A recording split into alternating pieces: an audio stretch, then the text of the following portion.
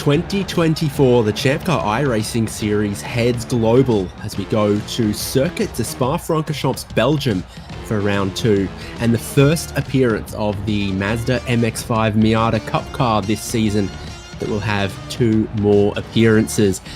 Wherever you're watching on HJBC or on ChampCar Live, welcome to ChampCar's iRacing Championship. And this is indeed round 2. Some great prizes on offer throughout the field this season, both to the season-long champion at the 12 rounds who win themselves a prize to get into a real race car in a real wheel-to-wheel race in the ChampCar Endurance Series for next year, but also some other great prizes along the way to help our ChampCar members be social, race together in practice, but also introduce the world of sim racing to what the ChampCar Endurance Series offers. There's some participation prizes going on as well. Everyone who completes all 4 of the first rounds gets their name into a draw, and then likewise for rounds 5 to 8 and 9 to 12 in our spring, summer and fall participation cups. David Haynes here with Devin Peters and Michael Derby on the production as HJBC brings you live coverage of every minute of the ChampCar iRacing Series in 2024. We're excited to have this little bit of a shake-up from previous years, Devin, heading overseas for a couple of rounds. Yeah, and you take one little trip across the pond and all of a sudden you get a bunch of new names up at the front of the field. And new names it is, with some folks that we've seen once in a while at an endurance race here or there. And then familiar names like Nicholas Love running 4th overall right now in our qualifying session here. Only about 7 minutes left on the clock. But new names as well: Will Salisbury, Lincoln Fox, Paul Darling, Jared Calness. I would say that those guys may have been around once or twice, but they certainly aren't regulars. So right now, it's a qualifying session out on track for the 49 drivers before we head towards a 1-hour race with a compulsory pit stop in it as well to give us some of that endurance feeling on our Wednesday night. At the moment, Will Salisbury, Lincoln Fox, Paul Darling are the top 3 in qualifying. And if we cast our minds back to when the season kicked off at Road Atlanta just a couple of weeks ago, Paul Darling took the win from Josh Soto and Christian Peeler as the top 3, and then Nick Love and Alex Coffard. So for Paul Darling and Nick Love, where they sit right now looks very good to get some back-to-back good point scores to start the year. Yeah, lots of busy traffic out on we're seeing it right now. It's this field is positively covering the surface of Spa-Francorchamps, and there's plenty of surface, but they're 3 wide pretty much every camera angle you get around here right now, and some of them are being more adventurous than others. Who's that? We got Paul Darling taking evasive action way out wide, I think trying to find some clean air to run in. Yeah, we've got it must be more than 4 miles of racetrack here, just over 7 kilometers. It's one of the biggest racing circuits that Formula One goes to in terms of length. Mm-hmm. It might be just longer than the Saudi Arabia circuit as well. It is a big circuit, incredibly, even longer than Mount Panorama Bathurst. So in theory, they should be able to spread out a little bit, but we did see a bit of a land rush from pit exit at the start of this session, and that's where most of the drivers still are, around about that chain, but some of them starting to spread out. If you find clear air, you know you'll be able to put in a consistent lap and a clean lap, but the story of the night is going to be the power of the draft around the high speeds of Circuit Spa-Francorchamps in this little Mazda. Yeah, absolutely. This car, classically underpowered in all of its forms, and remains so even in the global spec Mazda trim that they put on the thing these days. Wonderful to drive, but wonderfully underpowered when you go to hit your right foot to the floor. I'm really looking forward to this. We got all kinds of cool drivers out here. I know that I'm saying that some of these folks are strangers to us, some of them a little bit new, but even folks like Will Salisbury, not unfamiliar to racing. Guy's got like 20 years of karting experience. He's worked in IMSA and the IndyCar paddocks, so they might not be names that you folks know, but they're familiar faces to the ChampCar family. And at the moment, it's pole for Will Salisbury. And with the size of the grid we've got, I'm not sure I put a great deal of stock in qualifying being important for your speed, but certainly I'd rather start up the front than up the back of a large field like this on a race start, just for reasons of safety. Yeah, I definitely want to avoid the big one. We might not be Daytona here, but I have a feeling that when we're 5 wide going into Lacombe there, it's going to get a little bit hairy on lap 1, maybe lap 2, and certainly the last lap. I'm really looking forward to this one. Josh Soto's a familiar name, jumping up to second place. Soto, a few-time champion now, I think 2-time, 3-time for us, but lots of success in the series, and has plenty of hate. Is he not a champion? No, I'm pretty sure it's just one time. Reigning champ Mark McCormick. From McCormick the year before, from Alex Albert, multi-time before that, I do believe. I'm making up the stats. Thank God we got you. But yeah, Josh Soto looking fast out there today, running that dark blue, maybe purple. I guess that's purple and black Gran Turismo sponsored livery. Lots of Gran Turismo veterans out in the field, hearing about those as we were reading through the bios before the race. Lincoln Fox. My strongest memory of Gran Turismo on the PlayStation 2 was the first time I ever drove the Nürburgring Nordschleife, and that's an experience that sticks with you. You go, damn, what a track that is.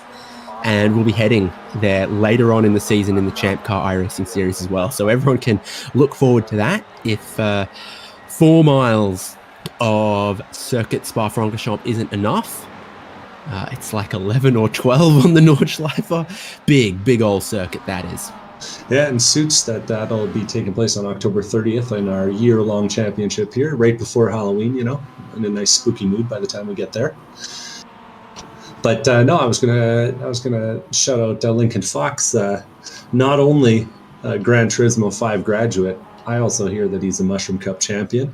So some real pedigree out in the field here today, and Lincoln Fox running 4th. Got Odyssey up in 5th place there. Sorry, Otis Adams. And Otis is running 5th. Strong qualifying effort from him. We've seen Otis in a lot of series that we cover here on the channel. Spec 5. We see him with ChampCar series as well. And if you've got a particular friend, teammate, or sworn blood rival that you're trying to keep an eye on, hjbc.live has the live timing, so you can keep up to date with the pit stop times, the fastest laps, and what position the driver in question is in. Yeah, and it's got all kinds of good stuff on there. You'll be able to see if any of your friends get an off track here. There's plenty of those to go around. Luckily for us, no incident limit in the ChampCar iRacing series, though you can get yourself in trouble if you hurt the car a few times. Only one fast repair on offer during the race. And a pretty tight grid for us. I just covered the top 5, but if you take a look at that timing page, you'll see the top 4 there in the 247s. From 5th all the way back to 25th, they're within a second. Heck, 8/10. And then you go back 26th and out the back of the field up to 45th, and you only got another 3-4 seconds covering the rest of the field. So I figure that we'll see some of the lap traffic that we're famous for around these parts. And it looks like qualifying is going to wrap up, and we'll get to set this gigantic grid. Sometimes ChampCar is the spirit of teamwork. Here's a bit of teamwork from Drivetrainer Motorsports, a bunch of guys who do race in the ChampCar Endurance Series. I can't pick out the exact order of them, but I guess Bowie Suin's in there. I'd guess some of the other guys from that group. Maybe I wouldn't guess them off the top of my head. I've seen Kyle Robertson, Thomas Yankee, and Miles Brown actually today. I haven't seen much of Miles. So the checkered flag's out now, signifying the end of qualifying, and the drivers are crossing the line. We'll see if we get any late improvements to the board. Otherwise, it's going to be Joshua Soto up top from Will Salisbury, Paul Darling, and then Lincoln Fox. Jordan Butler up to 8th there. Carl Robertson 13th. Some of those drivers we were talking about amongst the Drive Trainer Motorsports group. Another group of drivers come out of the final corner. Checkered flag, and the timing line is actually before where Barney's waving the checkered flag there. It's the white line prior to that is At the back where of the grid, yeah. the timing starts and stops from. And a big lap there from Josh Soto jumping up the grid.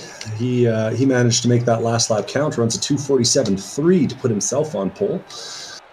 We'll wait for iRacing to sort the last of these laps out before we go and put the final overlay up there for you. But I'm not seeing anyone else out there on a good enough flyer to pass him. Yeah, we'll see out some of these laps.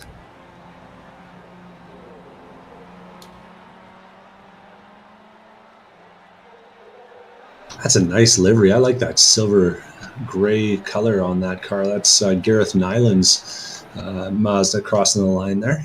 Falling 7/10 short of improving on the final lap. So no movement from Gareth Nyland, but a couple of consistent laps in what we saw was a busy and frantic qualifying session.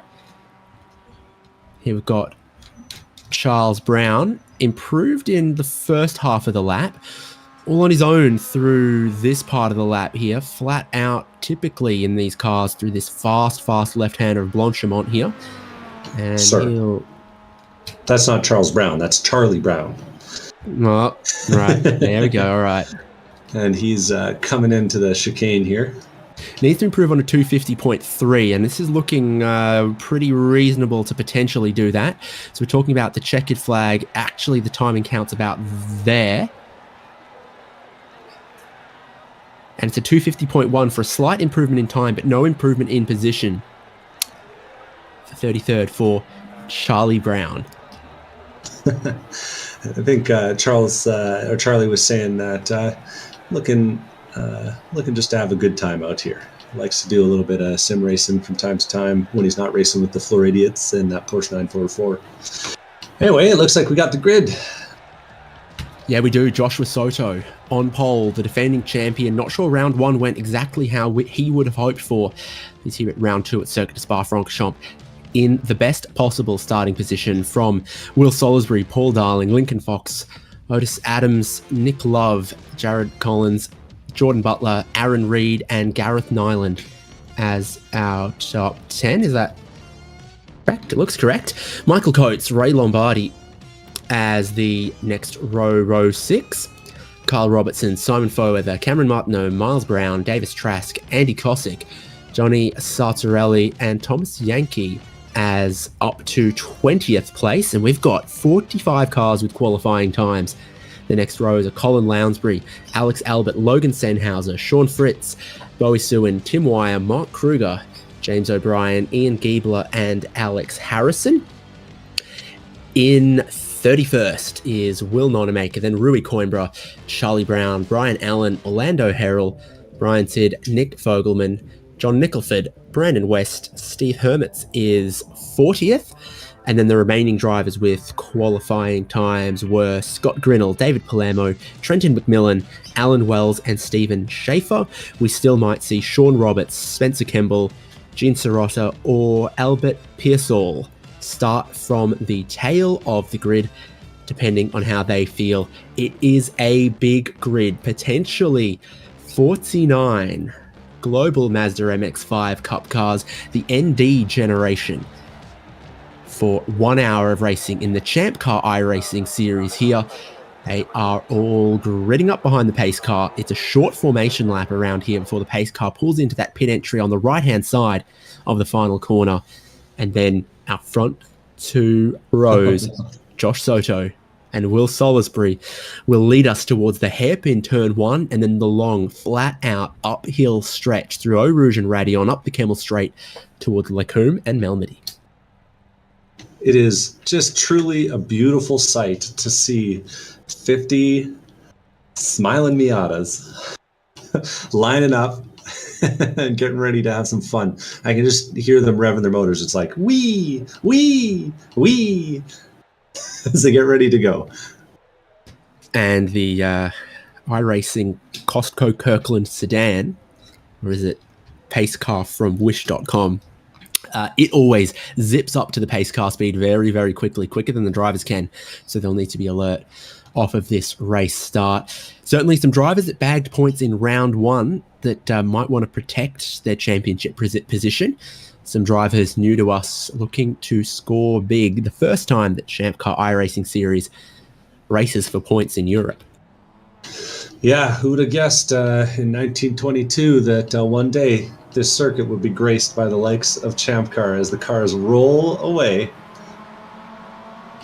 and get ready. And like we said, that Kirkland Brand car gets going fast, so they're going to have to really work hard to close up the gaps before a green flag, which might lead to some chaos. We'll see how it goes. Here we have them through the bus stop chicane at the end of the lap. Green flag in Barney's hand, but not yet waving as the field works its way onto the pit straight. Now it waves. Now Joshua Soto goes. Will Salisbury's right with him in that outside line. The pack super dense as we head on cold tyres to the first braking zone. The hairpin at La Source. It's 3 wide. It's 4 wide. A little bit of contact. A big checkup going on. But so far, the front of the field working their way 3 wide, 4 wide through. And we've got the first of a couple of spinners back there. I've seen a couple big names. Alex Albert, former series champion. Andrew Kosick, Mint facing the wrong way. Charlie Brown wrapped up in it. And Otis Adams, too. Oh, no. Oh, no. And we got a big one heading down towards Eau Rouge and Radion. Many, many damaged cars there. It's 1997 Formula One all over again, perhaps. The race leaders, though, are on the Kemmel Straight. Joshua Soto with Paul Darling now up into second. Will Salisbury's dropped back into 6th here. That's how powerful the slipstream is. The first and second bumping each other away from the 3 wide behind. Yeah, and it looks like our front pack's going to get through here cleanly, but it's hard racing up and down the field. But we got about 10 cars, it looks like, here holding on as we get going in this lead pack.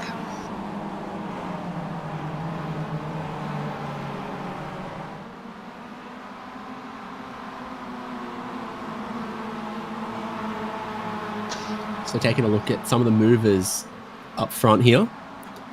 Gareth Nyland making a couple. Will Salisbury, like we said, from that front row.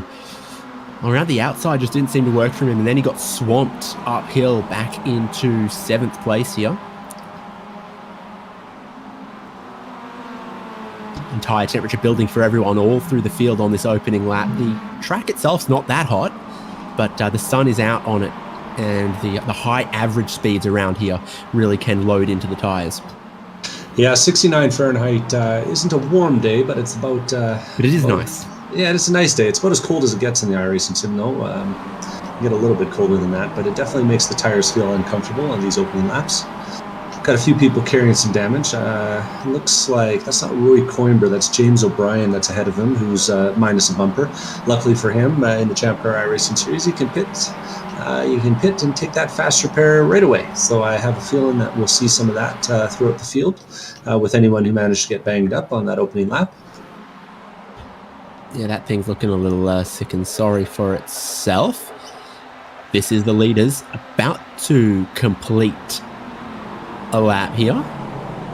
That's Gareth Nyland looking to go down the inside of Jordan Butler. And he's now up 5 spots. Of course, all of our leaders stay out here. There's some other bigger gainers further back through the field, like in 10th place, the 27 of Colin Lounsbury, 11 positions gained off that chaotic race start. And behind him, Ian Giebler, 18 gains. So he managed to thread his way through and up to 11th place. And of course, there's some other big gainers throughout, like James O'Brien, Rui Coimbra, and Brian Allen. I'm trying to see... There's a lot of battles going on track right now, so pretty much anywhere you look, you got 2 guys fighting, sometimes 5, sometimes 10 guys fighting for the same position. So pack racing, always a possibility, in fact, almost always a likelihood. We've got that leading pack. Salisbury seems to have dropped off that. Miles Brown's leading a little bit of a group. You've got 2 trains and a bit of a nasty bump there. Nick Love pushing Jared Collins around the outside to the race lead. Joshua Soto is going to try to hold on a second here. Paul Darling's dropped back to 4th. And yeah, Collins will be very glad of that assistance that's pushed him to the race lead. Yeah, Jared Collins repping pretty well here. He's been in the ChampCar Series real world for about a year, but he's got lots of years of karting experience, and he races at Integra out of Wisconsin with HG Racing.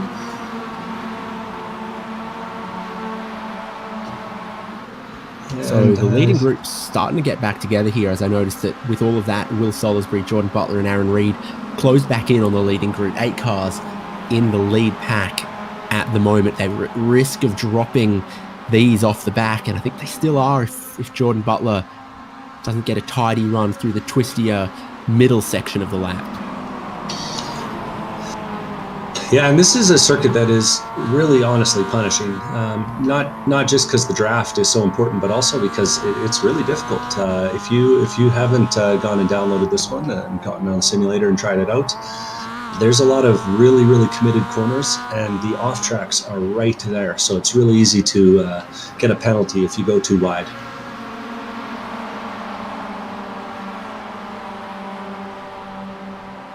Butler still just watching the pace of the leaders maybe stretch away from him a little bit. And it can be challenging to go too wide through here. I think Gareth Nyland thinks against it as he slots in behind Nick Love. And Collins thinking about trying to have a dive for the inside here. This seems to be Nyland's favourite spot to be strong on the brakes. Trying to go for third, but there's some contact. Those bumpers about exploded off the car, Jared Collins there. That was a light hit, but sure didn't look like it. He's going to have to go and pit without a bumper, though he might do a lap yet. And that's the black and gray car at Gareth Nyland that's got no bumper as well. He was kind of in the wrong spot at the wrong time after the contact in the corner there.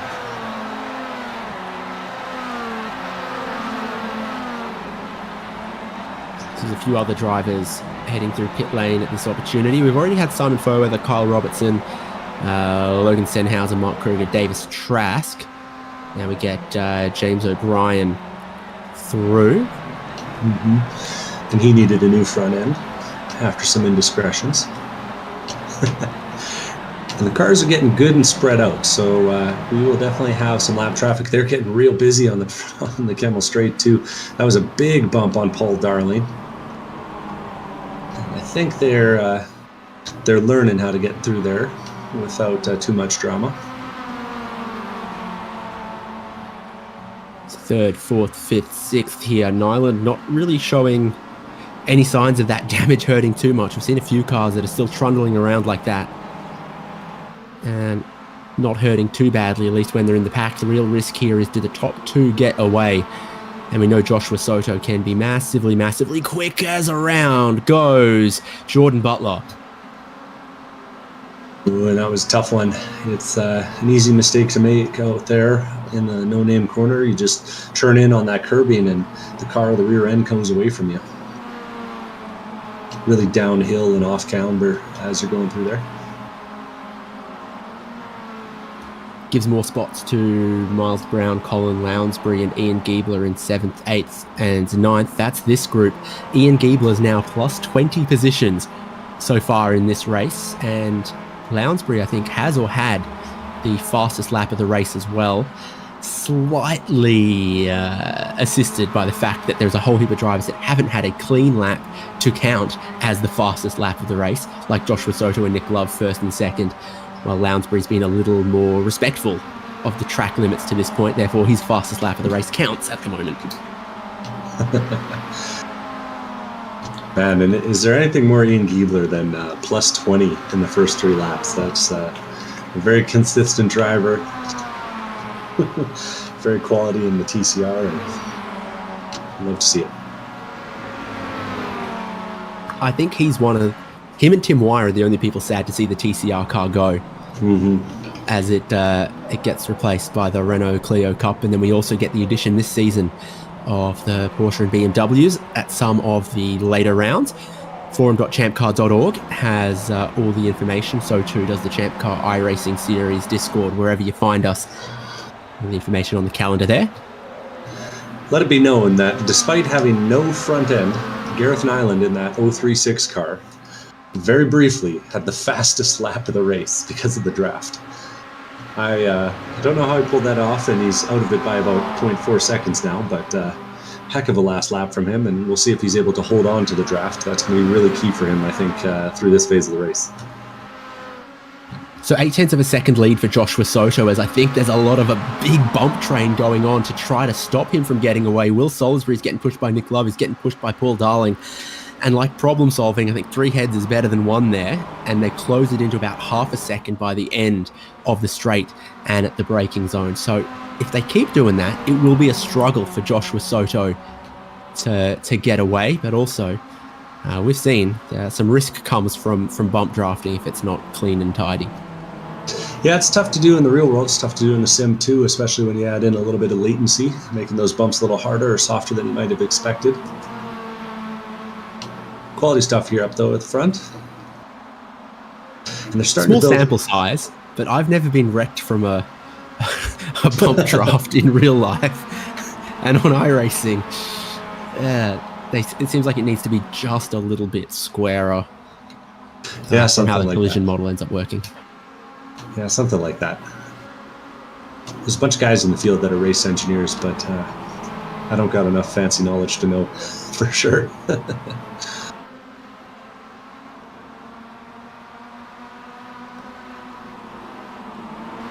Good stuff here, though. It's starting to look a little bit like a spa race. This track lends itself to kind of 2 passing zones, maybe 3 on the track, and just really got to be on it, taking care of the tires, taking care of the car in between.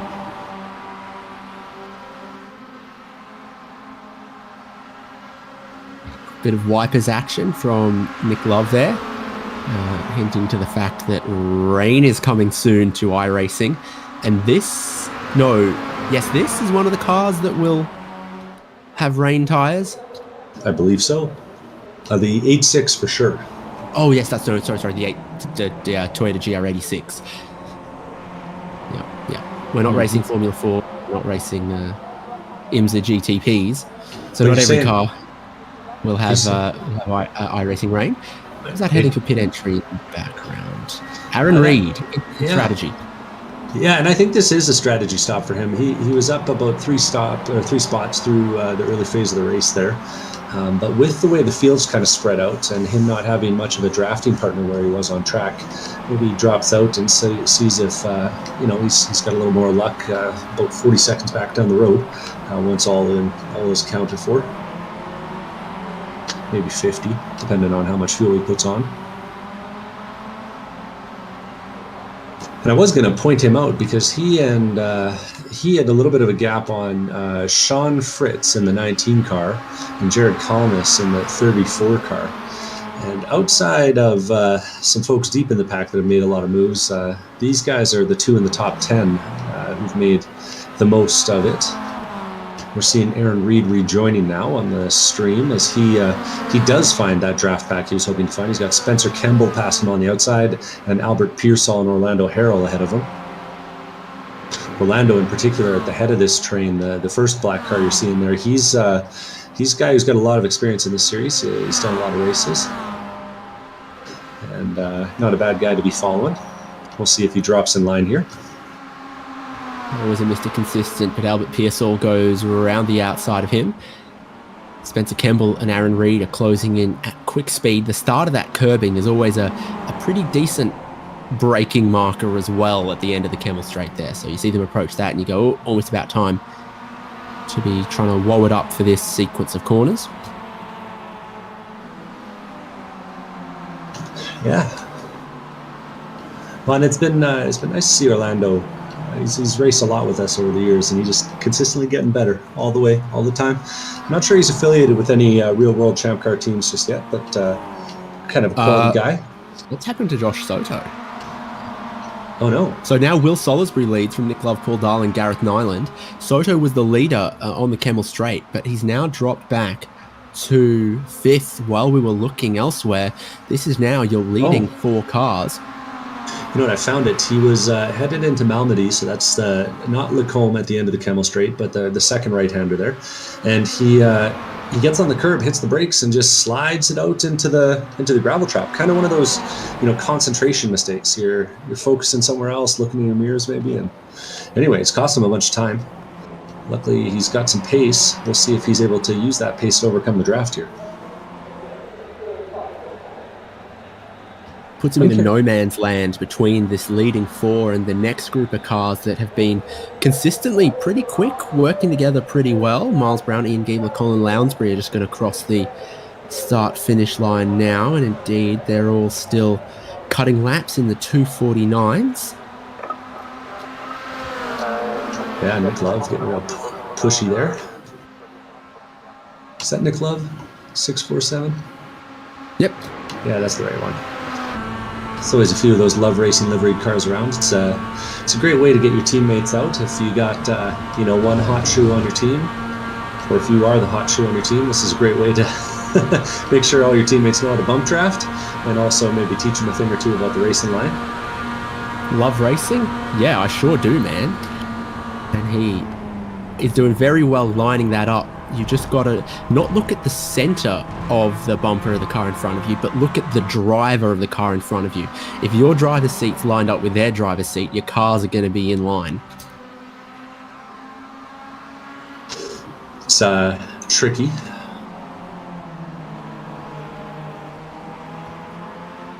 The hole punched in the air by these cars, and how early in the straight they sort of reach their aerodynamic VMAX.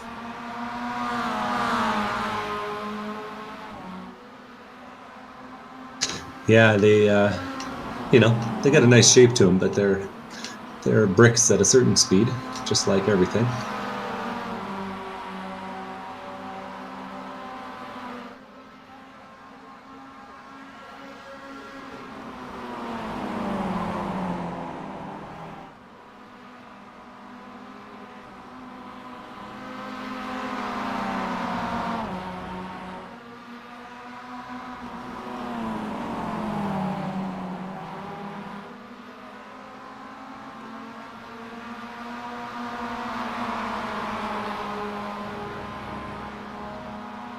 And we'll keep watching this lead pack here as they battle it out.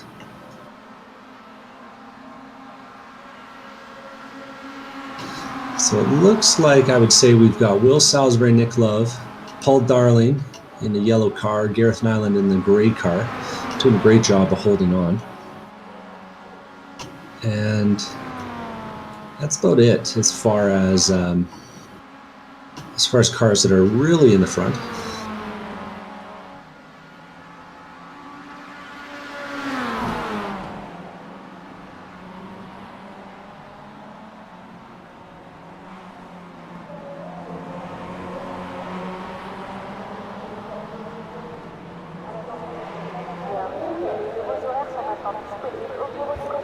So Aaron Reed with that peculiar early stop runs 15th. He's the highest running car to have gone through pit lane.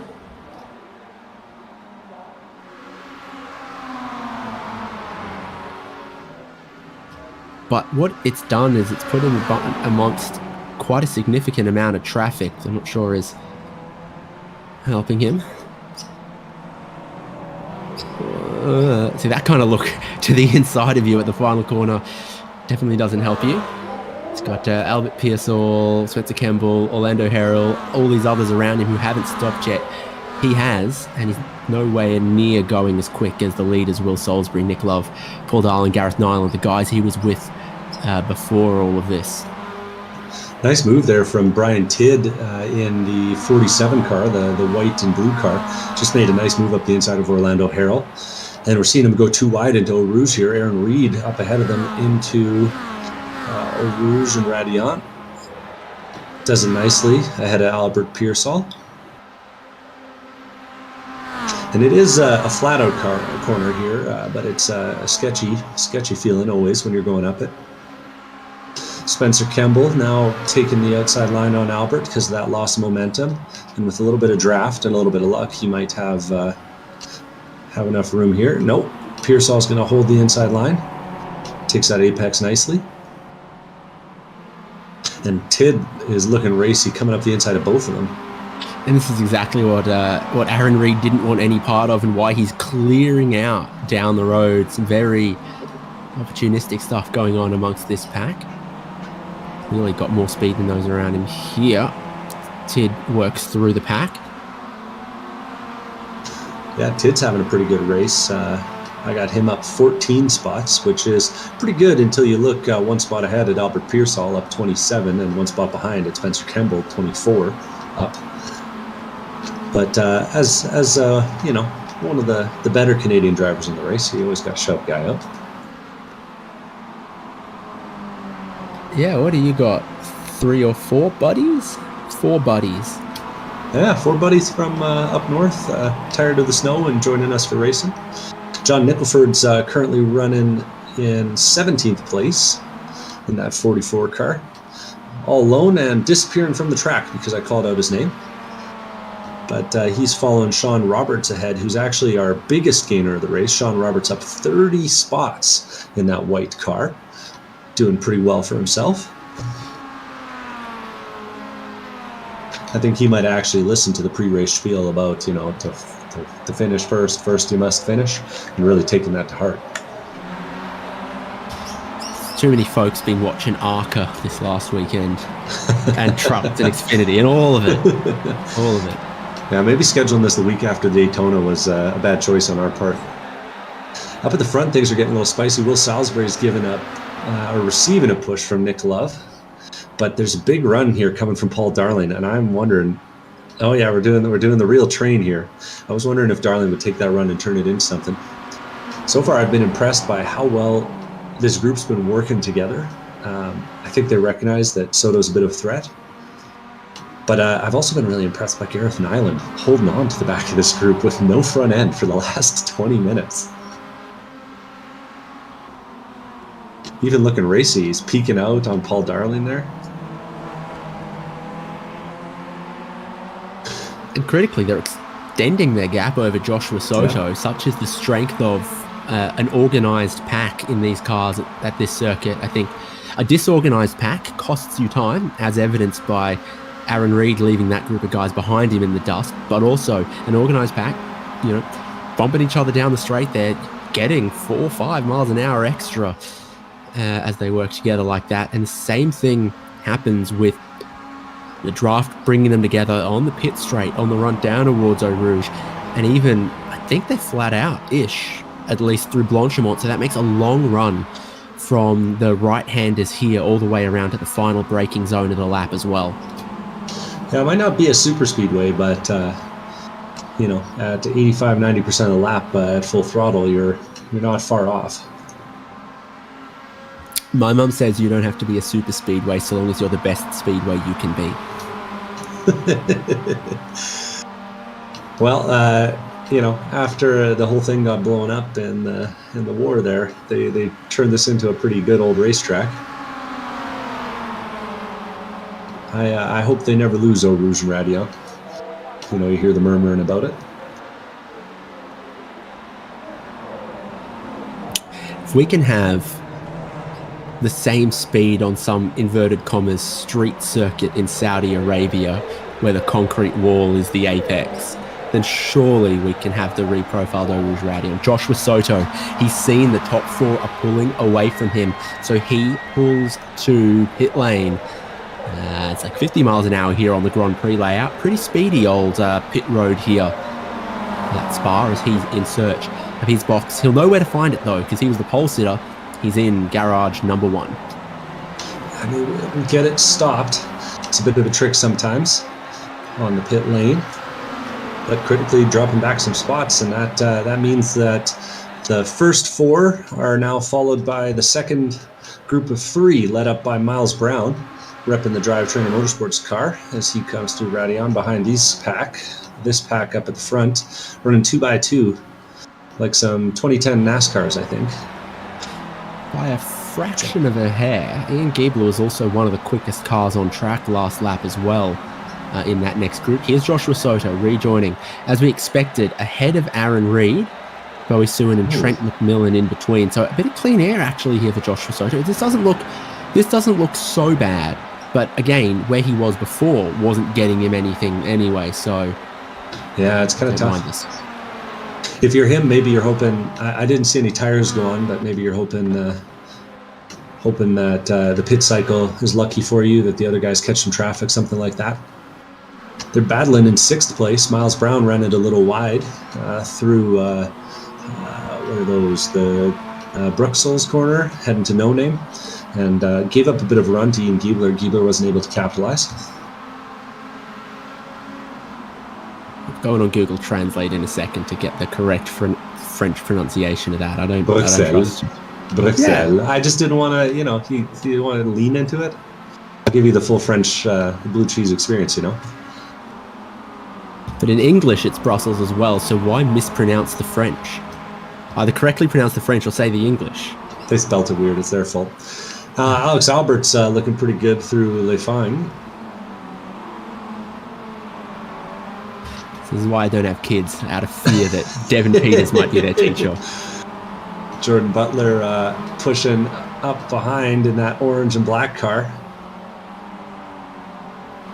Albert doing pretty well for himself here. Having a decent day for himself, up 12 spots. Butler's actually the only loser in the group, having lost 3. Roy Coimbra up 20 behind them. And we see Coimbra in the Spec 5 World Tour Series that we broadcast on Thursday nights, who's pushing pretty hard here. Yeah, interesting. I wonder if Jordan Butler and Alex Albert have ever met each other, because I've met each of them separately, but never in the same state. There's a bit going on up the road from them as well, with Collins and Sean Fritz losing time through the final chicane, and then this next group of drivers get ever closer. We also are only about a lap and a half away from the halfway point of this race. It's a much bigger lap around Spa-Francorchamps than the season opener at Road Atlanta was. We've gone from 90-second laps to 2-minute 50s. And those two, amongst their fighting, are going to lose out a little bit. Alex Albert's going to get the both of them. Will Jordan Butler and Rui Coimbra be able to slipstream through as well? 2 by 2, 2 rows deep, heading to Eau Rouge and Radion, where it is oh so committed. Sean Fritz is going to drop back. Rui Coimbra is going to get a decent run up the hill. And it looks like Collins is going to push Alex Albert. You'd think Alex Albert, his Miata would be slower than everyone else's with all the extra weight he's carrying around in the seat there. What, on account of his big balls for not lifting, as he cut across the nose of Jared Collins going into Eau Rouge. I was like, where are you going? He's a lot slimmer than he used to be. Best shape of his life right now. This is his prime. He's showing it out on track. That was a heck of a move. I was punching the air. I was biting my tongue. That was real close, but it was well executed. So it's all battle packs everywhere inside of the top 12 now, as there's 4 cars battling for first, 3 cars battling for fifth, 5 cars battling for 8th. There's no dead air in the top 10 anymore. Joshua Soto's pitted. He'll be hoping to be ahead of some of these drivers. He's just crossed the start-finish line to complete his out lap. So I'll need another lap before I know exactly how he's going, a flying lap, to see if this pit stop has helped him out. The lead pace is still good in the 248s, 249s. If they started battling each other, it could very easily drop to 2-minute 50s, 2-minute 51s, and then he'd be in a good spot.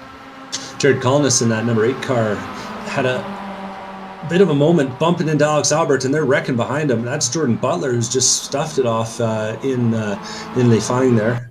That's ending his day. So you can see Collins bumps Alex, and then the checkup gets Butler all out of shape, and you see him. He'll come off, gets in the grass, and then slams on the inside wall. And you see the aftermath of it there. But Butler ends up having to tow. The car was pointing wheels all kinds of wrong ways.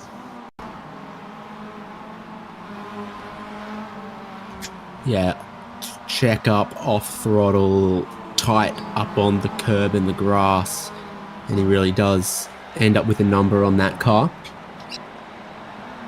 Yeah, it's one of those classic spots. These guys aren't slowing down, though. They're right back to being on each other's bumpers, and true Mazda be out of fashion.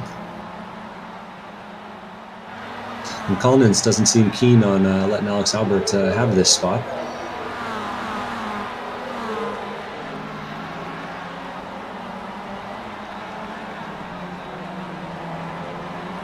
putting on a bit of show for us, these guys. Up at the front, they're just doing normal things like bump drafting at 115 miles an hour, as they seem to do every single lap. Nick Love giving a good push to Will Salisbury ahead. Big momentum, though, behind. And they all lift out of it. The fuel save is really strong at the front. It really can be in a situation like this. If you're sitting where Paul Darling is, sitting where Gareth Nyland is, you get a great tow off the cars in front. And if the cars in front of you bump drafting like that, then they're also going quickly down the straight, and you're slipstreaming something that is doing about the speed you'd want to do anyway. So you don't really lose time, and you do save a whole lot of fuel. You get the best of both worlds there.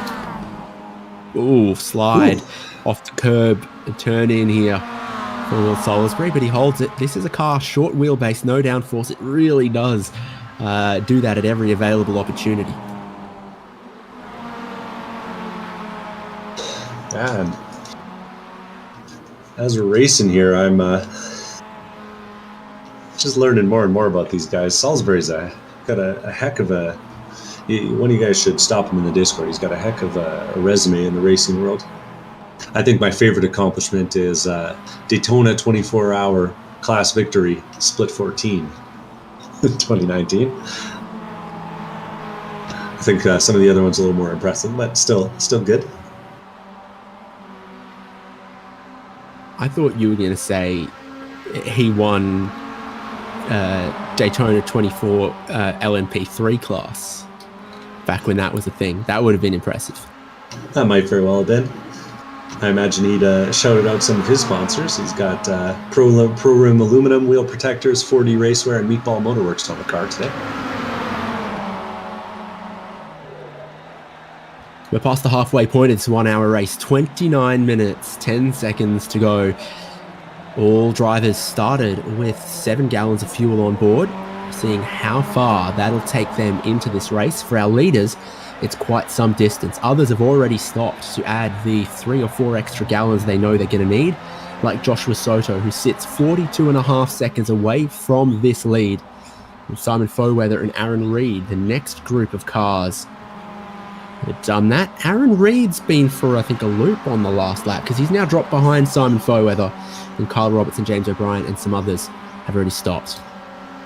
Yeah, and for those wondering about our wayward leader, Josh Soto, is running laps in the 249s on average, which is quick, but not quick enough to not pay for it.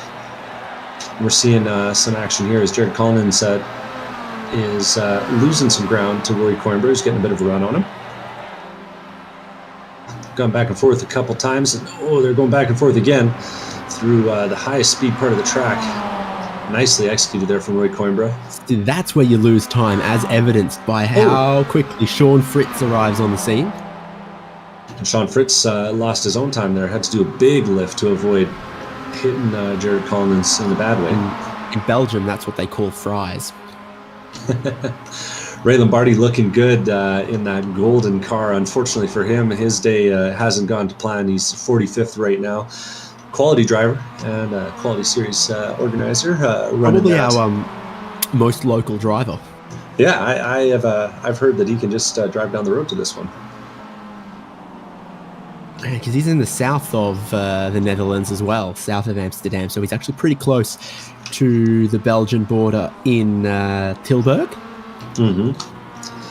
I think that might be my favorite paint job of the day too. I like that gold and purple look.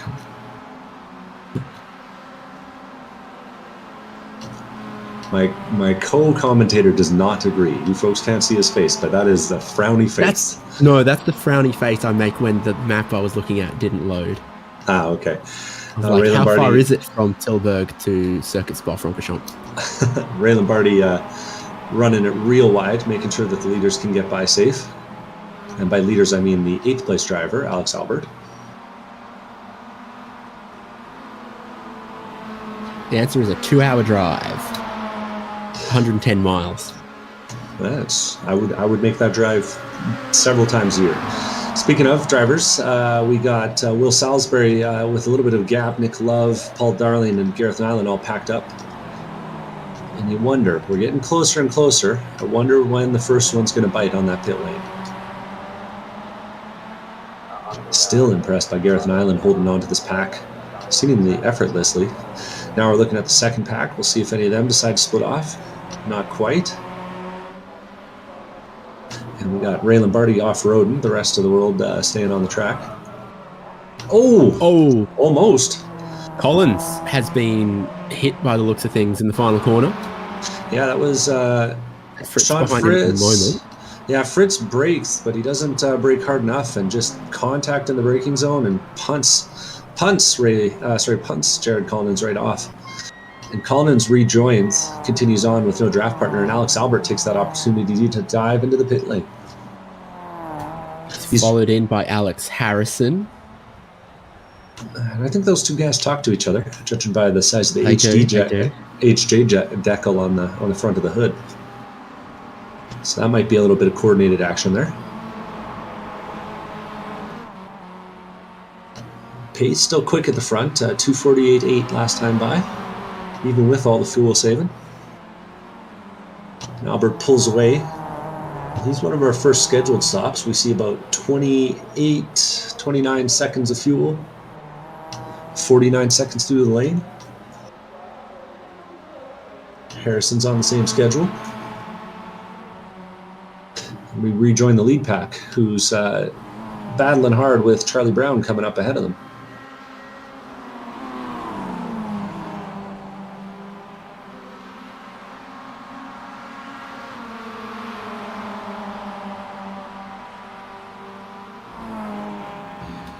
Yeah, this is our top four at the moment. Do believe Paul Darling holds down the fastest lap of the race at the moment.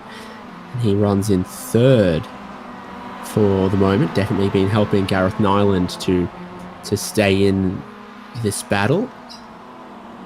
Yeah, Darling, an accomplished driver in his own right, does some grid life racing in the real world, but would like to get his feet wet in a real world champ car. So if you know anyone, if you got a team and you're looking for a renter, well, I can tell you he's pretty fast. Holding on to the front here. And when you see a guy with 5,700 iRating, you know, that's top 2% on the service, top 3% on the service. He's doing pretty well for himself. Yeah, he's got some numbers. So pit entry to the right-hand side here. 23 minutes to go. They're all in your top four, so I expect we'll have everyone else follow likewise. You got to shed a lot of speed on your way into the pit entry, and then you get to the yellow cones where the 50 miles an hour starts. So it's not a big stop at the cones, it's more on the way in there. And they're all going to have to find their pit crew, which of course are ordered based on qualifying. So most of them are down the exit end of the lane. How about this? Miles Brown, Ian Giebler, Colin Lounsbury, they all stay out, and I'm stroking my chin in bemusement at this one. That's interesting. As I was watching that pack coming in, Gareth Nyland overshot the box a little bit, must have misjudged it without his nose, but you can see the evidence of the fast repair there. He uses it, and that car is good as new. I could use some of those for the real race car. And we'll see, Paul Darling manages to save the most fuel. Makes sense, he was running third last time by, so he would have had a nice draft every time they came down the straight. And he had 2 or 3 seconds of fuel on Nick Love. There's a trap you can so easily fall into here, where you go, this is how much fuel I burnt per lap to this point. This is how many laps are remaining, so this is how much I should take on board. But because you have such a quick stop, you exit on your own, and your fuel burn from here to the finish might be a lot higher than it was early on. And so from that calculation, you're seeing Paul Darling's about 4 or 5 seconds of fuel, like half a gallon short of what everyone else has done in the same pack as him. 11th place, Josh Soto, no longer, because he's passed Gareth Nyland on the way out of the pits. So all of our Josh Soto fan club, you can rest assured that he's right back in this race. So he rejoins what are effectively our leaders. He's got a few seconds to Nick Love, and probably 5 up to Will Salisbury, and then maybe 7 to Paul Darling right now. But his stint without any draft has not caused a problem yet.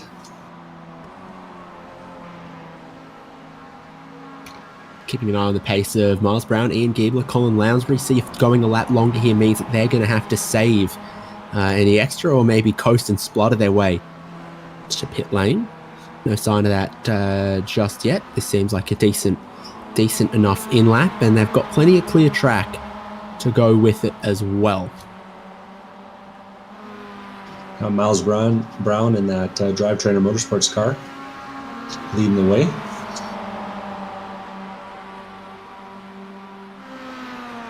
Always a quick bunch of guys, that Drive Trainer group. They typically tend to bring a team, sometimes two out for our Endurance Series events. And of course, ChampCar iRacing Series got lots of prizes on offer, not just for the Sprint Series. As you're watching today, we got 4 endurance events that are run as teams that run over the course of the season. And each one of those races has a $200 prize attached to it, as we see this whole group taken to the pit lane this time. Ian Giebler, Colin Lounsbury runs it a little wide. So $200 to the winner of each of those Endurance Series events, and then another $200 on offer to the overall champion of that series, that mini series that we host. At Paul Darling, about to inherit the race lead now that Miles Brown, Colin Lounsbury and Ian Giebler are in the pits. And hey, Devin, we've still even got some 2023 prizes that we're going to draw at the end of this as well. So the drivers who took part in all 4 of the fall season races at the end of last year. There's 6 of them, and one of them will get drawn a lucky prize. So you've just got Sean Robertson, Bowie Suen, a couple of other cars further through the field yet to stop, but I think we're about to see everyone with 40 minutes down, 20 to go from Circuit Spa-Francorchamps. Here's Ian Giebler. He's quick out of the lane compared to Miles Brown, and then Colin Lounsbury. Yeah, that was a quick stop from Giebler. Must have been doing some real saving. So your questions from here to the end is, did Paul Darling take enough fuel? He leads by 3 seconds over Will Salisbury. Then there's 4 seconds to Joshua Soto, who has gotten past Nick Love. Are Nick Love and Gareth Nyland going to help Joshua Soto get up to the lead?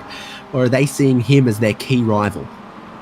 It's hard to say, man. And so we had Soto stop early, relatively speaking, right? He had that little incident. I imagine the tires will be fine, but he joins a distinguished club in our little overlay here. He's got the bright red around his pit stop time, which means he had a very short stop relative to some of the other folks we got out there. And I'm curious to see if he'll have enough fuel to get to the end, or if he'll have to do some saving. Notably, though, Paul Darling even 3 seconds shorter than Soto was. So unless Darling was a real master at saving fuel in that first stint, he's going to have to do some work in the second one here. My heart wants to say Will Salisbury's in the best position here. No real question marks on his fuel there behind Paul Darling, who has, but the pace that Joshua Soto has done these last 2 laps, he is reeling time out of Salisbury, and they've still got 8 laps to go in this race. Soto he now sees the prize. He has got mega speed going on. He's reeled the gap to the lead down from like 7.5 seconds to 6.8 just on this lap so far. It's that middle sector. He's just floating so much speed. Soto is a fast driver. Like we've seen him do some. We've seen him do some. We've seen him in some other cars where he's not quite as strong relative to the competition, but in this one, it's something special.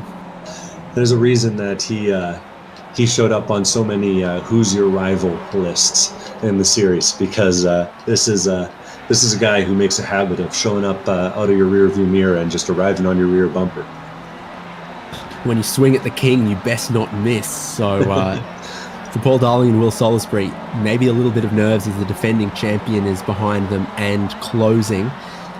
Now, you also got to ask, what do Nick Love and Gareth Nyland do? They seem to struggle to go with him through the middle sector, but they're close enough now that downhill here, you pick up the speed, you start buffeting against the air, you go just about flat out up the hill and you carry as much speed as you can, still uphill on the Camel Straight here, you can close from more than half a second back right to the rear bumper of the other guy, especially if Gareth Nyland is going to give you a helping little hand. This is a replay of Johnny Sazzarelli on feed entry. Some reason or someone. Sounds like it was a production error, but we're all good. We're watching Will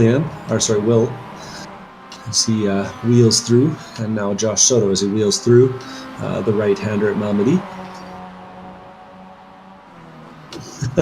Just close to him at the end of the straight there, but didn't quite get to Joshua Soto. And then here's where it starts. He's very quick. You see Love have a little bit of a bobble there, not quite as smooth a line as Soto throws it in with one movement, has just a little slide all the way through the corner, but it seems controlled the whole way. Yeah, really pushing. Last time by, he took 2/10 out of each of the guys ahead.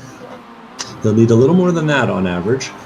I'm also enjoying Alex Harrison's 751, the battle that he's having at the moment. He's around the outside of Kyle Robertson. They're all in behind James O'Brien, who I think just stuck a move. Johnny Sartorelli's in the pink machine as he's down the inside of Rivage, Brussels sprouts, however you want to call it. And so, yeah, good little battle amongst these four. This is 14th, 15th, 16th, 17th position. Yeah, and just a lap ago, Alex Harrison was leading that pack. So that was James O'Brien putting a move on him at La Source, and then now James has gotten this all kinds of wrong here at the Double de Gauche. They found a rallycross bump out there over the curb. Oh, up the inside was Harrison for a moment. Discretion, the better part of valor. He lets Kyle Robertson hold on to it. Another drive trainer car putting on the moves. A lot of them out there. They've got green and black, and then the pinstriping is a different color across every single car. So what color's Robertson? Because otherwise, surely Miles Brown gets dibs on Brown. That's a good question. James O'Brien holding the outside. He races that Treasure Coast Miata in the ChampCar series. He's got two Miatas on the outside of him going into the left-hander here. Oh, it's tight through here at Blanchemont. Just to hold it, Harrison takes it the extra wide line, and I think Kyle Robertson's going to hold him off. You're the French guy. Blanchemont means blank mountain or what? White mountain. White, okay. It's funny. But Mont Blanc. Also White Mountain, just different way. So what? One of them's an official name, and the other one is just... Yeah, one of them's probably more Old French noun? than Old French, and then adjective noun. But anyway, we can do grammar class in Core French on Monday. Okay. Gareth Nyland's gotten ahead of Joshua Soto, 3rd and 4th. So the pursuit of the leading two, we'll see how that shakes out here now that Soto's no longer leading this group. This is the part of the lap, again, where we think maybe Soto should be leading, maybe Soto's the quickest, but we haven't seen a whole lot of Nyland with the front splitter on the car. So here we go. But he's at risk of losing his rear bumper to how close Soto is all over him through this twistier part of the lap. Soto's got some real pace. I'm curious to see, though, because Gareth has been pretty quick all night long. I've been excited to see what he can do once he gets a proper front end on the car. He's needing to be just a little defensive through here, and Soto is all over him, not really able to push him through these parts of the lap here. Well, and if you're Soto, this is where you've been making so much time. You just kind of hate to follow someone through the middle section of the course. Sector 2 here is everything.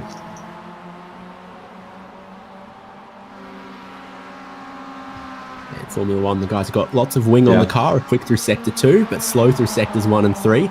Everyone's running the same setup here, but it just goes to show Sector 2, a lot of medium speed corners. But Sector 3, this is one of those long straights through Blanchemont. And then Sector 1, of course, with the Camel Straight. Soto gets back ahead and tucks right in line. Oh, to be perfect through here. Is that just a tiny hit on the back bumper there? Gareth Nyland from Nick Love gets him unsettled. Yeah, just a little touch. It doesn't take much at those kinds of speeds and loads. That was good. Nicholas Love bonks the curve a little bit, pushes him out wide. And all those gaps are closing up. Darling last time by a 48.9, a 48.8 for Salisbury, a 49 flat for Soto, and that's with fight.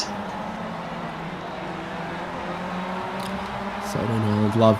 Keep an eye on them, I think, on the Kemmel Straight this time, because that's where Gareth Nyland got past last time. Maybe if they're trying to catch the lead, it's not the way to go. But if you're trying to score points over Joshua Soto, it's the way to go. And, consider how you want to play this game. But, Nick Love, I think, gets to play Kingmaker here, which driver he decides to push. If Nyland pulls out and Love pushes him, but instead Nyland pushes Soto, Nick Love pulls out.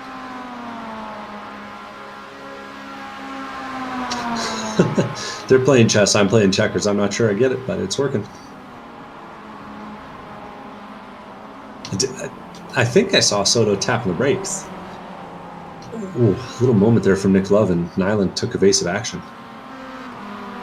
So now Love gets ahead of Nyland. Joshua Soto has a little bit of buffer here, but he has not been catching Paul Darling or Will Salisbury on this lap so far. No hint of Paul Darling slowing down just yet with 10 minutes to go. Lap time's just scraping towards 3 minutes. 15th place is heating up. Alex Harrison is 3 wide with Johnny Sartorelli and who's that up the inside? Oh, that's Kyle Robertson, that drive trainer car. Nicely executed. 3 into 2 and 2 into 1.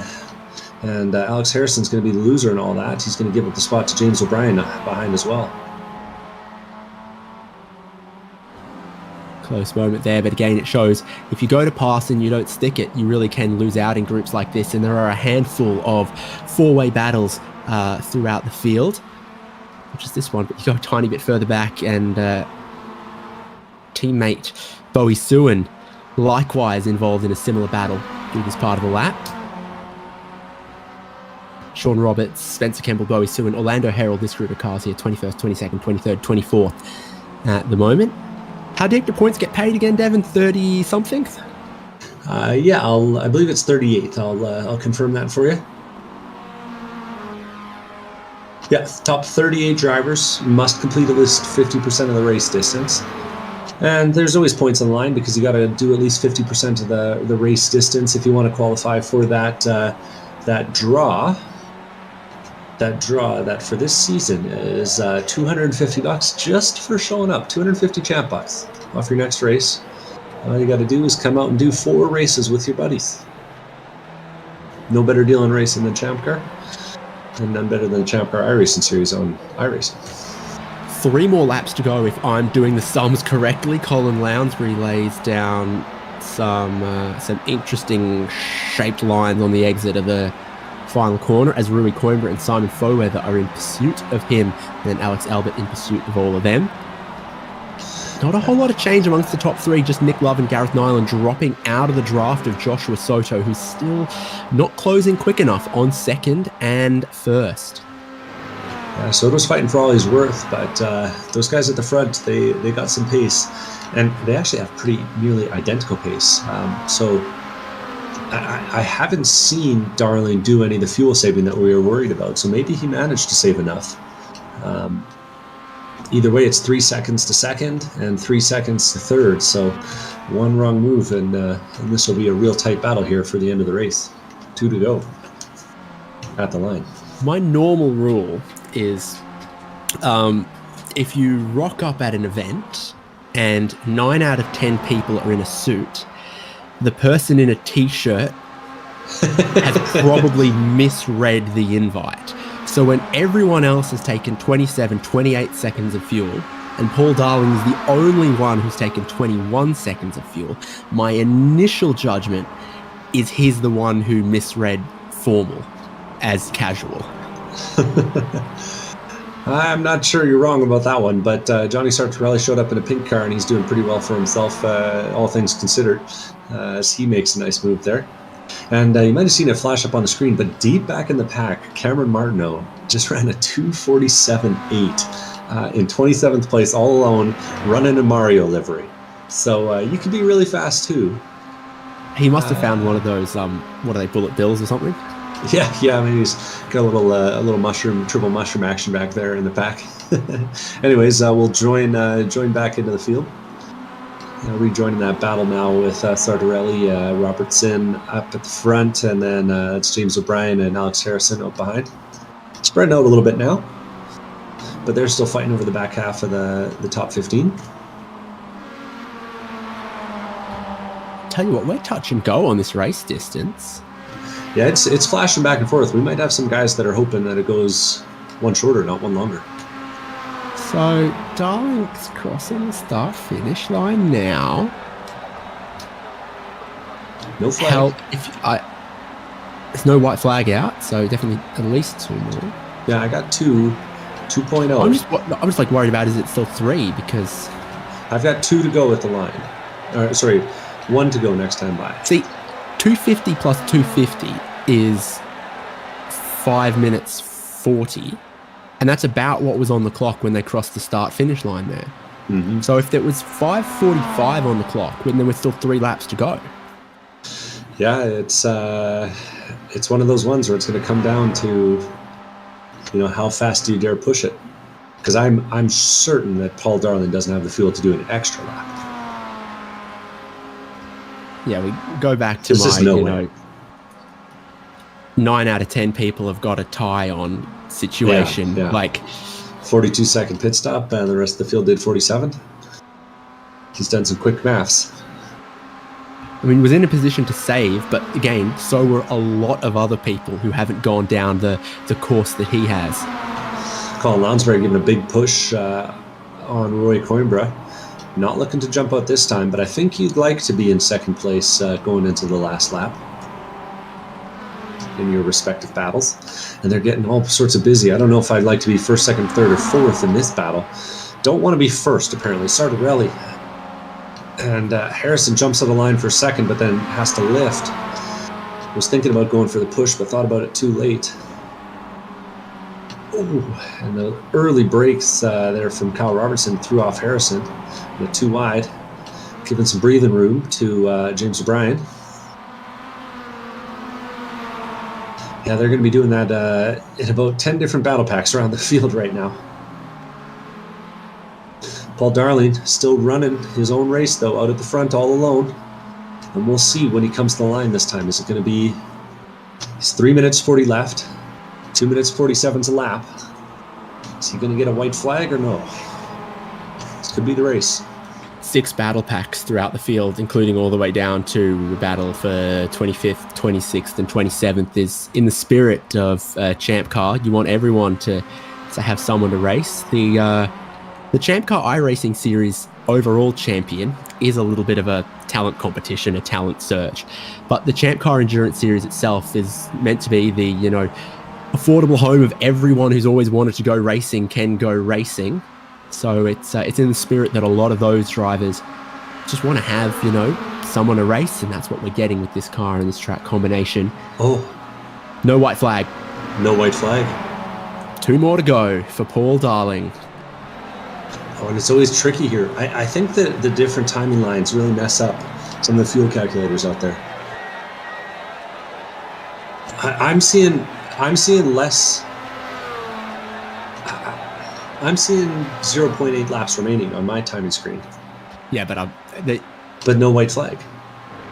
No. So you can ignore the timing screen, because what Barney does is what matters, whether he waved a white flag or didn't, and he'll never wave a checkered flag without first waving a white flag. So if there's no white flag when you're expecting a white flag, then the white flag comes next, and then the checkered flag the lap after. We're not the Rolex 2358 here. Yeah, that's what I was going to ask, but very curious. I wonder how many of them realize that they might be in some trouble. We'll see.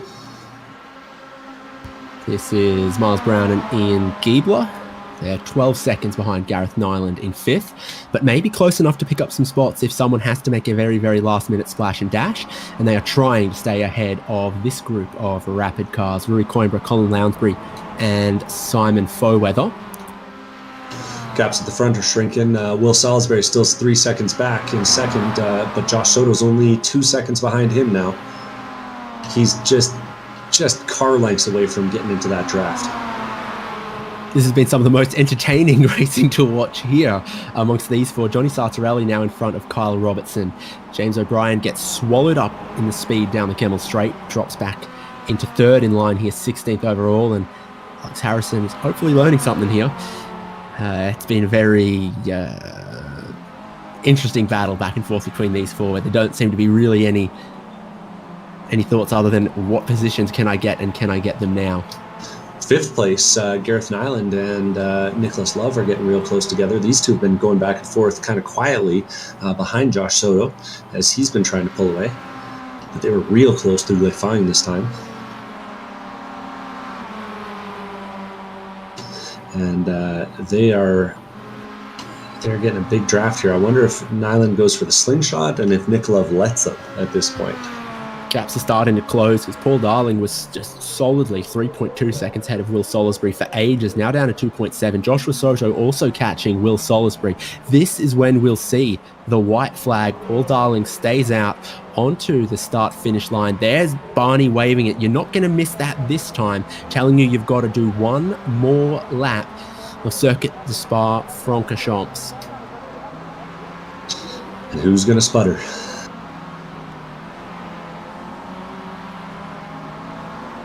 And who's going to get the chocolates? Yeah.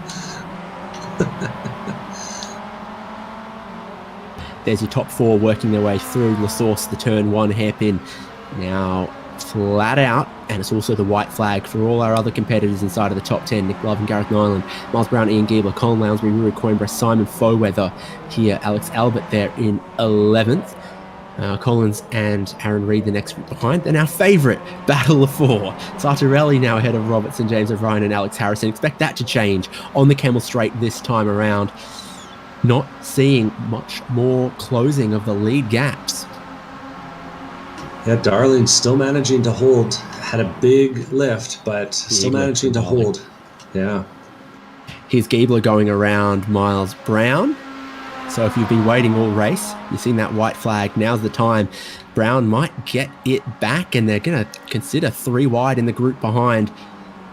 Trying to slot the middle of the gap goes Simon Foweather, and it might work as he goes 8th place. Oh, gets a little bit of a hit from Rui Coimbra, who was too deep on the brakes. Lounsbury's out wide on the slippery stuff. But Simon Foweather gets in front before they get to the twisty section of the lap. Leaders going through the second sector. We got, it looks like Paul Darling just coming into Leifang with Will Salisbury now just 2 seconds behind him.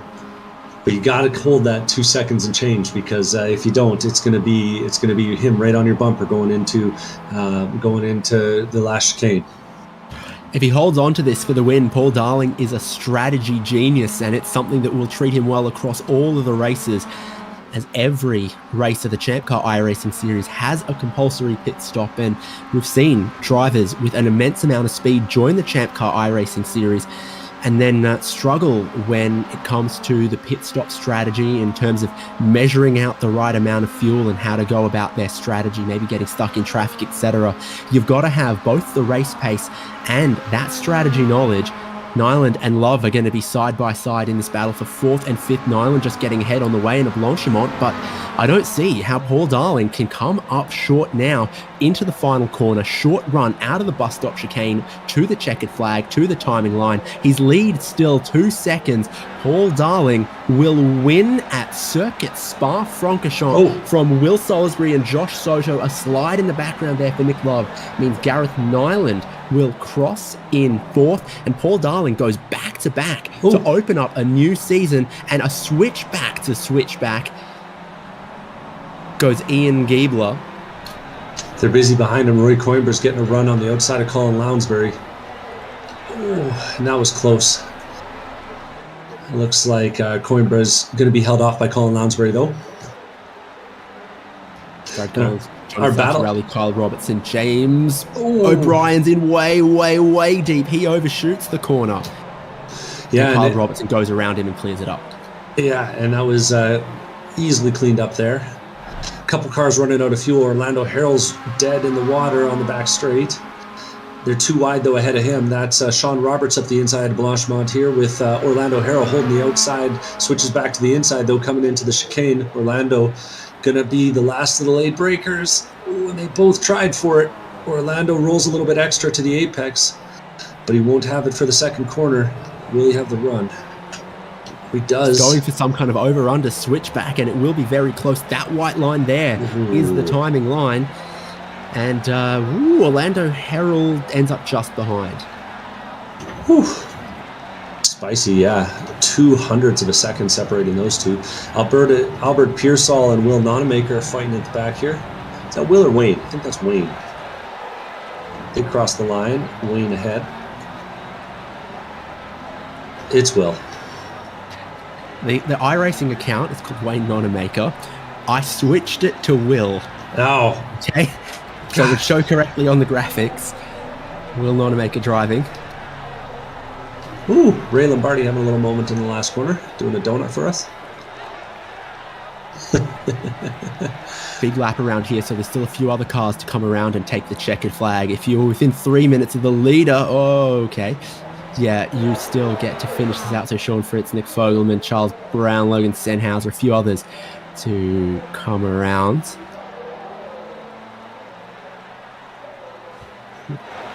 Still not helping us beat the allegations about how much the Dutch smoke. And with that, we put up the finishing graphic there. So after a daring pit strategy, Paul Darling takes it home, starting third, finishing first. Will Salisbury second to second, and Josh Soto first to third is our podium. Gareth Nyland fourth, Nicholas Love fifth, Miles Brown sixth, Ian Giebler seventh, Simon Foweather eighth, Colin Lounsbury ninth, Reed Coimbra 10th, Alex Albert 11th, Jaron Collins 12th, Johnny Sartorelli 13th, Kyle Robertson 14th, James O'Brien 15th, winning that little battle pack. Nope, not winning that little battle pack. That was Johnny Sartorelli who did. Alex Harrison 16th, Brian Allen 17th. 18th is Sean Roberts, Orlando Harrell in 19th, Cameron Martineau in 20th, and the fastest lap of the race. 21st was Bowie Sua, 22nd, Jordan Butler, 23rd, Trenton McMillan, Will Nonamaker, 24th, Albert Pearsall, 25th, Spencer Campbell, 26th, Andrew Cossack, 27th, Scott Grinnell, 28th, Steve Hermetz holding it down for Canada back in 29th, Otis Adams, 30th, Mark Kruger, 31st, Thomas Yankee 32nd, Sean Fritz 33rd, Nick Fogelman 34th, 35th is Charlie Brown, John Nickelford 36th, Brandon West 37th, Aaron Reed 38th, 39th goes to Logan Senhauser, our first car lap down. Brian Teed 40th, Ray Lombardi 41st, 42nd Alan Wells, John Sirota 43rd, Stephen Schaefer 44th, Michael Coates 45th, and I believe that's the last of our qualified finishers. That might actually been Alan Wells, the last of our qualified finishers. Anyway.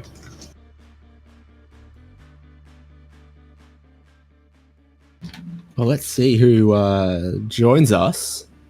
Josh Soto knows how to find us. Paul Darling, I think, worked it out last time. Big cool down lap. Apparently no one is in a hurry. Hey, you got a long straightaway to get drifting on.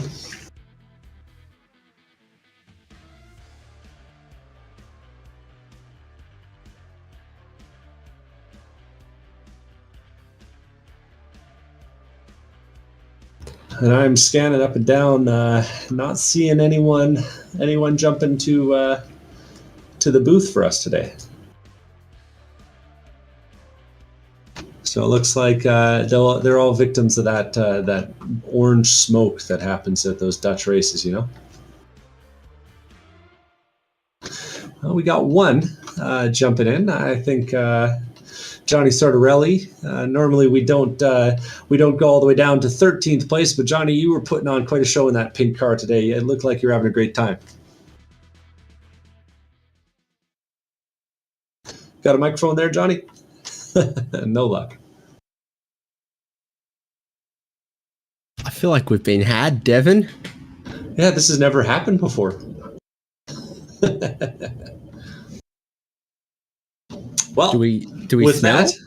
that, it must be the bird. It must be the bird outside your window. That's been the thing. Anyways, coming up, we've got March 13th is our next round, Laguna Seca, and we'll be bringing a newcomer to the series, the Renault Clio from Laguna Seca. Should be a good time, and I bet you that you probably won't break the noise rules driving one of those Renault Clios at Laguna Seca. Let's see. Here's a fun fact for you. The 1.3 litre turbo engine in the Renault Clio Cup car is the same that Mercedes-Benz use in all of the 200 numbered models. So C200, A200, all of them, Renault engine. Well, it's a shared design. Good news. I found Paul Darling. And Paul, after what seemed to be a fairly daring pit strategy, you had plenty of fuel at the end of it all. Yeah, I was able to take advantage of where I was in the lead pack and save a boatload of fuel. And I wasn't expecting it to be as effective as it ended up being, but yeah, I just took advantage of where I was in the pack there. Hey, it worked really well, man, and a quality race from you. Is this the first season that you've joined us? Yeah, I think this is the first season. Yeah, I believe so. It's impressive to come out here in a big old grid like this and put yourself on third in qualifying and first in the race. It looked like a pretty calm second half, but it can't have been very calm inside that car. Yeah, it's one of those. That second half of the race was one of those where it's might not be enjoyable to watch, but the guys inside the car are just trading tenths and really trying to get the most out of the cars. Well, it sure looked like you were pushing pretty hard out there. You got any experience racing Miatas outside of your 10 years or so on iRacing? Nope, I have not driven a Miata on track in real life yet. Hopefully, Well, that's a yet. Yeah, I was gonna say, you keep this up, you might get an opportunity, one step closer to that prize. Yeah, that's what I'm hoping for. Thank you very much, guys. Thank you for coming out and putting on a show. Have a good night. And I think that's it for our podium today, Haynes. Certainly was a very interesting adventure for the ChampCar iRacing series across to circuit Spa-Francorchamps.